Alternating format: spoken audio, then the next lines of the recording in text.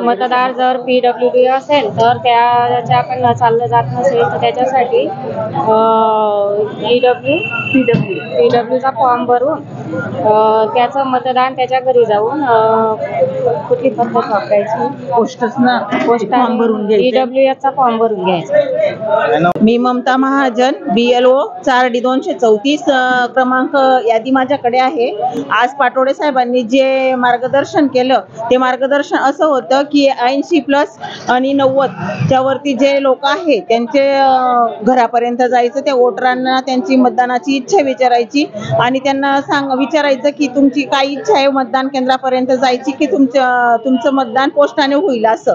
तर त्यांनी जर सांगितलं पोस्टाने आम्हाला मतदानपर्यंत जायचं नाही केंद्रापर्यंत, तर त्यांचा फॉर्म भरून घ्यायचा आहे आणि त्यांचं मतदान पोस्टाने होणार आहे असं आज पाटोडे साहेबांनी आम्हाला मार्गदर्शन केलेलं आहे।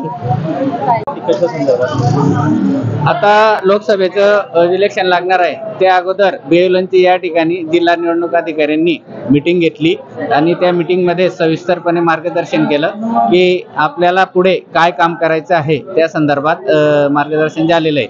आम्हाला या ठिकाणी 12D फॉर्म दिलेले आहेत आणि तो 12D फॉर्म हा जे मतदार आहेत की ते वेळेवरून उठू शकत नाही किंवा मतदान बूथपर्यंत सेंटरपर्यंत येऊ शकत नाही, त्यांना ते फॉर्म भरून घ्यायचे आणि त्यांना